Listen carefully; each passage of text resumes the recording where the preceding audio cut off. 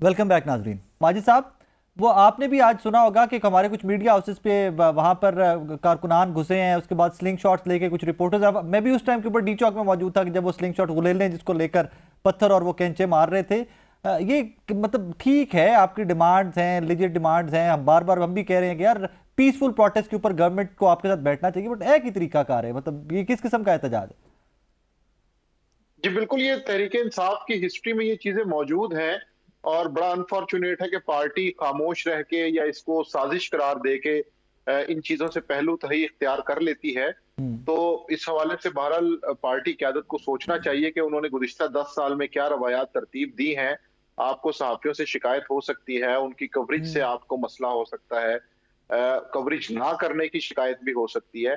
लेकिन इसका मतलब ये नहीं है कि आप बज़ौर ताकत उनसे वो बदला लेने की कोशिश करें। अगर आप ताकत का इस्तेमाल करेंगे, तो फिर आप जो शिकायत लेके इस्लामाबाद आए हैं या हम्म। इस्टेब्लिशमेंट से आपको जो मसाइल हैं, हम्म। तो फिर आप कहीं न कहीं नन्ही-मुन्नी ताकत बन के और कानून अपने हाथ में ले रहे हैं, तो ये बात बिल्कुल दुरुस्त नहीं है। लेकिन अफ़सोस इस बात का है कि तहरीक-ए-इंसाफ में ये रवायत मौजूद है कि जैसे ही वो थोड़े से ताकतवर होते हैं या थोड़े से कंफर्टेबल होते हैं, तो वो इस तरह के जो तबकात हैं उनको फौरन निशाना बनाते हैं। ये गुज़िश्ता 10 साल में ऐसे कई वाक़यात हैं। इवन इमरान खान साहब को जब इन चीज़ों की शिकायत की गई, तो हम्म। उन्होंने बड़ा लाइटली लिया इन चीज़ों को और उन्होंने कहा कि आप अपनी रिपोर्टिंग ठीक करें। तो हम्म। जब क़यादत हौसला अफ़ज़ाई करेगी, तो फिर कारकुन से हम ये तवक्को नहीं रख सकते कि वो इस हवाले से किसी इख्तिलाफ़ राय को बर्दाश्त करेगा।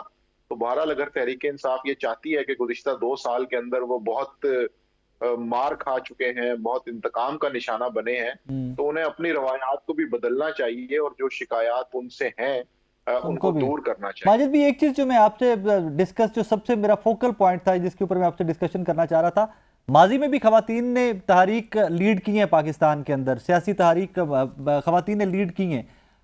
उन तहरीक में और इस एक तहरीक में जिसको बुशरा बीबी ने 24 नवंबर से टेकअप किया है, क्योंकि इससे पहले तहरीक तो चल रही थी लेकिन तहरीक इंसाफ के बाकी लीडरान लीड कर रहे थे। फर्क क्या है? इज इट सक्सेसफुल कॉल, या माजी की तहरीक जो थी वो सक्सेसफुल थी, और ये अगर नहीं है तो क्या आपको सक्सेसफुल होती दिखाई दे रही है ये वाली तहरीक? जी, इसमें जो सबसे मेजर डिफरेंस है वो ये है कि बुशरा इमरान साहिबा के पास सोशल मीडिया की एक बड़ी मजबूत टीम है जिससे वो परसेप्शन बना सकती हैं। हम्म। और ये परसेप्शन बनाई गई कि उनकी गैर मौजूदगी में जो एहतजाज हुए वो कैसे थे, और अब जब वो मौजूद हैं तो कैसे एहतजाज हो रहे हैं। हाँ। और अगर हम माजी में देखते हैं तो हमारे सामने कई ऐसी मिसालें हैं, लेकिन चूंकि हम शॉर्ट मेमोरी पे बिलीव रखते हैं तो कई चीजें हमें भूल जाती हैं। मैं आपको मिसाल देना चाहूंगा, 1997 में बेगम नसीम वली खान ने पख्तून मुआशरे में, आज से आप तस्वुर कीजिए 50 साल पहले, जी। जब उनके शौहर पाबंद सलासल थे, तो उन्होंने 2 हलकों से इलेक्शन लड़ा और जीता। हम्म। और वहां पे अपने शौहर की अदम मौजूदगी में इस सारी कैंपेन को लीड 77 किया। में। तो हम जी बिल्कुल, तो हमारे जी। सामने इस तरह की मिसालें मौजूद हैं। लेकिन चूंकि अब एक सोशल मीडिया का दौर है जिसमें आप अपनी परसेप्शन क्रिएट करते हैं, हम्म। तो बहरहाल उसके अंदर इस चीज को बड़ा ग्लोरीफाई किया जा रहा है। हम्म। लेकिन पाकिस्तान की हिस्ट्री में हम ये देख चुके हैं कि कई सियासी खानदानों ने मौरूसी सियासत की बुनियाद पर ही हम्म। अपनी फैमिलीज को संभाला। अपने जो बड़े थे जब वो जेलों में थे, हम्म। तो उनके मकसद मिशन को लेके आगे बढ़े, उनके लिए रिलीफ हासिल किया। तो बिल्कुल ये उसकी एक कड़ी है, और पाकिस्तान में नहीं बल्कि साउथ एशिया में हम्म। ये ये ट्रेंड्स हैं कि बाप के लिए बेटी आवाज उठाती है, माँ के लिए बेटा आवाज उठाता है, वो उनको रिप्लेस करता है, आगे आते हैं। हम्म। तो इसमें जो तहरीक इंसाफ की मौरूसी सियासत के खिलाफ जद्दोजहद है, वो भी मेरा ख्याल है एक तरफ रह जाएगी, क्योंकि इमरान खान साहब की जो मकबूलियत है, तो इस वक्त वो जो चाहें कहें तो वो मान लिया जाएगा। उनके कारकुन इस तरह से उनसे अकीदत रखते हैं। तो हम्म। फिलहाल मौरूसी सियासत का जो चैप्टर है वो तहरीक इंसाफ ने बंद कर दिया है, फॉर क्योंकि राइट नाउ। बुशरा इमरान साहब इस वक्त स्टेज पे हैं। तो जब वो स्टेज पे नहीं होंगी तो फिर मेरा ख्याल है ये दोबारा मॉरिशस की सियासत को जिंदा कर लेंगे। अच्छा भाई साहब, इसके ऊपर एक और एंगल है। माजी में भी देखा, जिस तरह हम पहले भी बात कर रहे थे, 2022 के अंदर भी इवन महंगाई मुकाम मार्च हुआ, सिंध से भी लोग आए, बिलावल साहब आए, पंजाब से मरियम साहिबा, हमजा साहब लीड करते हुए आए। लेकिन इस किस्म का, आई थिंक मेहरबानो साहिबा वापस आ गए हैं। मेहरबानो साहिबा, माजी की जो खवातीन की तहरीक थी और बुशरा बीबी साहिबा जो तहरीक लीड कर रही हैं, इसके ऊपर हम बात कर रहे थे, लेकिन एक सवाल के ऊपर आकर पूरा मीडिया अटक गया हुआ है कि अब कमांड किसके पास है? क्या authority, final authority Bushra Bibi साहिबा के पास है या पाकिस्तान तहरीक इंसाफ की लीडरशिप, जिस तरह बैरिस्टर गौहर साहब हो जाए, अली बिन गंडापुर साहब हो जाए, उनके पास है? मेरे ख्याल में जो मार्च के फैसले हैं वो मशावरत से ही हो रहे हैं। जैसे आप जानते हैं पॉलिटिकल कमेटी जो है वो मशावरत के साथ फैसले करती है। चेयरमैन अभी भी बैरिस्टर गौहर साहब हैं, वो अनाउंस करेंगे। मगर बिल्कुल हमें इस बात को तस्लीम करना चाहिए है कि जो किरदार बुशरा बीबी ने अदा किया है इस रैली को, लोगों को, इन काफिलों को गैल्वनाइज करने का, इनको पुरअज़म रखने का और इनको इस्लामाबाद तक पहुंचाने का, उसकी मिसाल हमें तारीख में जरूर मिलती है। मगर आप देखिए, जब मियां साहब के ऊपर मुश्किल वक्त आया था तो बेगम कुलसूम नवाज सामने आई थी। जब जुल्फिकार अली भुट्टो के ऊपर मुश्किल वक्त आया तो बेगम नुसरत भुट्टो और बेनजीर भुट्टो साहिबा शहीद वो मैदान में आए। और अगर हम अपने इस्लाम की तारीख में जाएं तो हमने देखा कि हम सबको वहीं से ताकत तो हमें वहीं से मिलती है, हमारे अकीदे ईमान से, कि जब बीबी ज़ैनब आई थी मैदान में, जब सबको शहीद कर दिया गया था, तो उन्होंने इस काम का उठाया और उसको आगे लेके चली। तो ये तो हमारी तारीख का हिस्सा है कि ख़वातीन ने हमेशा बढ़ चढ़ के मुश्किल वक्त में एक बड़ा अहम किरदार अदा किया है और हमें सराहना चाहिए उसे। मगर जो जमात है, जो फैसले हैं, खान साहब इस पे बड़े क्लियर हैं, वो कह चुके हैं कि उनका खानदान का उनकी सियासत से कोई ताल्लुक नहीं। हाँ, वो फिक्रमंद है और उन्होंने ये हमें कहा भी कि मैं अपने शौहर के लिए, मैं उसके तमाम साथ चलूंगी। जिस दिन खान साहब बाहर आ जाएंगे, लीडर वही हैं, वही लीड करेंगे। और बुशरा बीबी ने तब हमें ये भी कहा कि मेरा सियासत से कोई ताल्लुक नहीं और मैं वापस पर्दे में चली जाऊंगी, आप मुझे नहीं देखेंगे। मगर इस वक्त क्योंकि मजबूरी है तो मुझे सामने आना पड़ा और मैं उसको सलाम पेश करती हूँ। मेहरबानो साहिबा, इसी पे अगर देखा जाए कि जब तहरीक इंसाफ को लीड गंडापुर साहब या बैरिस्टर गौहर ये लोग कर रहे थे तो कहीं ना कहीं कर तहरीक इंसाफ लचक भी दिखाती थी।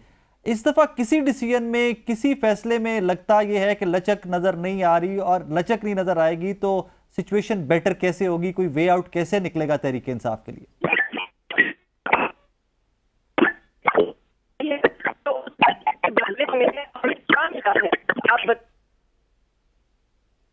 Yet again, I think problem, भाई साहब यही सवाल मैं आपके सामने रखूंगा कि माजी में हमने देखा है लचक नजर आती थी तहरीक इंसाफ के डिसीजन में, उनकी पॉलिटिकल कमेटी के डिसीजन में। बुशरा बीबी साहिबा फ्रंट फुट पे आई हैं तो लचक नजर नहीं आ रही कि जो टारगेट सेट किया गया था किसी भी कीमत के ऊपर, दिन रात ट्रेवल करते हुए। आज मैं डी चौक कुछ कारकुनान से मिला, उन्होंने कहा जी मैं 3 दिन हो गए हैं सोए हुए, और बीच में बहुत सारे लोग ऐसे थे जो पैदल चलते हुए आए हैं, जो गाड़ी पे, बस पे, काफले के साथ नहीं थे, पैदल काफले के साथ चलते हुए आए हैं। लचक दिखाई नहीं, नजर नहीं आ रही, तो व्हाट नेक्स्ट, कैसे वे आउट निकलेगा इससे? ये तो फिर हालात मजीद खराब होते जाएंगे सर। जी, मुझे इस मामले पे थोड़ा सा आपसे इख्तलाफ है। उसकी वजह यह कि इमरान खान साहब जब अपोजिशन में थे तो कई ऐसे फैसले थे कि जो उनकी क़यादत कर लेती थी, लेकिन उस पर अमल दरामद नहीं हो सकता था। तो अभी इमरान खान साहब ने अपनी उसी अथॉरिटी को बुशरा इमरान साहिबा के जरिए नाफिज करने की कोशिश की है। और ये बात दुरुस्त है कि जब आप मुज़ाकरात के मेज पर होते हैं तो आपने कहीं ना कहीं से कोई रास्ता निकालना होता है। तो इस वक्त तक तहरीक इंसाफ के जो मुतालबात हैं वो खासे भारी भरकम है, और उनमें जो कैदियों की रिहाई वाला जो मामला है उसके हवाले से या अदालतों में चलने वाले मुकदमात के हवाले से तो बात हो सकती है, लेकिन उससे ऊपर के जो मुतालबात हैं वो खासे भारी भरकम इसलिए हैं कि अगर उन पे अमल दरामद हो जाता है तो निजाम ही लिपट जाएगा। इमरान खान साहब को प्राइम मिनिस्टर हाउस में ही भेजने की कमी रह जाएगी, बाकी तो सारा कुछ सेटल हो जाएगा। तो इसलिए लेकिन माजिद भाई, डोंट यू थिंक सो कि फोकस भी कैदियों की रिहाई ही है? बाकी बातों के ऊपर तो डील या कोई मतलब निगोशिएट कुछ ना कुछ किया जा सकता है।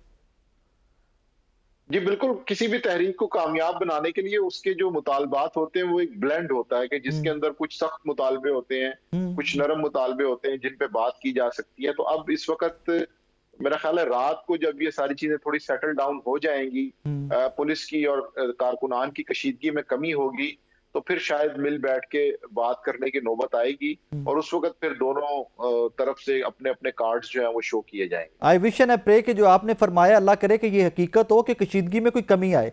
मेरे पास इत्तलात थोड़ी सी मुख्तलिफ हैं। मेरे पास इत्तलात ये हैं कि जैसे जैसे रात होती जाएगी 10-11 बजे हमारे शो के बाद, कोई घंटा 2 के बाद उसके बाद क्रैकडाउन किया जाएगा। और अभी तक के लिए ये इंदिया दिया जा रहा है कि रात तक हमने इस्लामाबाद को मतलब निकालना है, इस्लामाबाद को क्लियर करना है, हमने तहरीक इंसाफ के कारकुनान को निकालना है यहाँ से।